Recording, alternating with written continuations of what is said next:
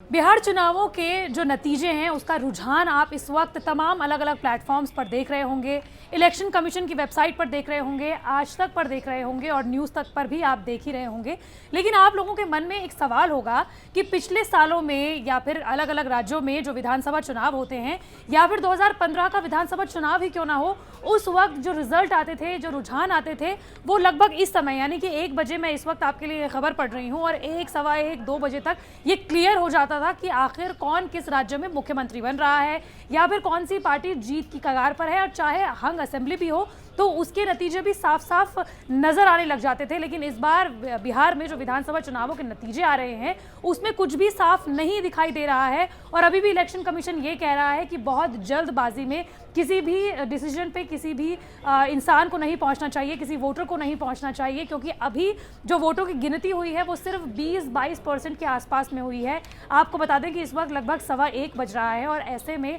अभी जो वोटों की गिनती हुई है, चाहे वो ईवीएम हो या फिर बैलेट के जरिए हो, वो अभी तक सिर्फ 20 से 22% के बीच में हुई है, यानी कि 80% के आसपास में अभी वोटों की गिनती रहना बाकी है। और इसीलिए अभी काफ़ी समय लगेगा इस पर पहुंचने में कि आखिर कौन बिहार का मुख्यमंत्री बन रहा है। आपको ये भी बताते चले कि अभी लगभग ऐसी सीटें 52 सीटें हैं जहां पर वोटों का जो अंतर है वो लगभग 1000 है और 80 सीटें ऐसी हैं जहां पर 2000 का अंतर है इस वक्त दो कैंडिडेट्स के बीच में। यानी कि अभी कुछ वक्त लगेगा ये समझने में कि आखिर 52 से 80 सीटों पर कौन लीड कर रहा है और कौन जीतने वाला है। आपको ये बताते चले कि 3 नवंबर को अमेरिका में प्रेसिडेंशियल इलेक्शन हुए थे और तकरीबन 3 से 4 दिनों बाद लोगों को ये पता चला था कि जो बाइडेन, जो कि डेमोक्रेटिक पार्टी की ओर से उम्मीदवार थे, वो राष्ट्रपति बनने जा रहे हैं। लेकिन जिस तरीके से कोरोना काल में सोशल डिस्टेंसिंग का पालन किया जा रहा है और ख़ास तौर पर बिहार के बारे में आपको बात करें तो बिहार चुनाव जो है वो कोरोना काल में पहले विधानसभा चुनाव थे और ऐसे में जो बूथ की संख्या है उसे बढ़ा दिया गया था 46%, यानी कि 46%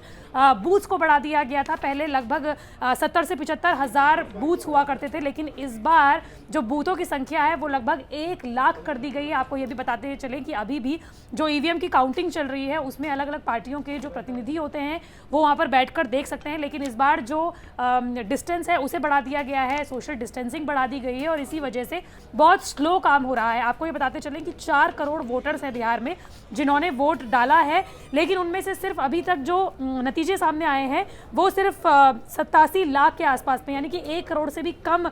वोटर्स ने किसको वोट दिया है उसके बारे में अभी पता चला है और इसीलिए जो काउंटिंग है वो बहुत स्लो हो रही है और इसीलिए जो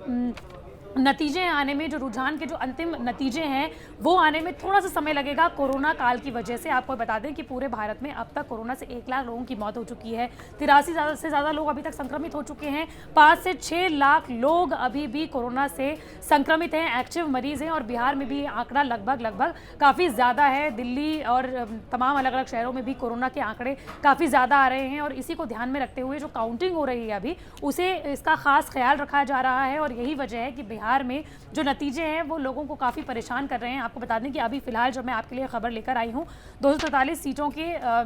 रुझान आने लगे हैं और इसमें एनडीए जो है वो बढ़त बनाने में आगे है और ऐसे में 100 सीटें जो आसपास में हैं वो आरजेडी को मिल रही हैं और 127 सीटें जो हैं वो बीजेपी गठबंधन, एनडीए गठबंधन को मिल रही हैं। लेकिन अभी मैं आपको बता दूं कि ये सिर्फ और सिर्फ 20% वोटों के रुझान हैं, आंकड़े हैं और अभी 80% वोटों की गिनती होना बाकी है और इसीलिए आपको थोड़ा ज़्यादा इंतजार करना पड़ेगा बाकी विधानसभा चुनावों के मुकाबले।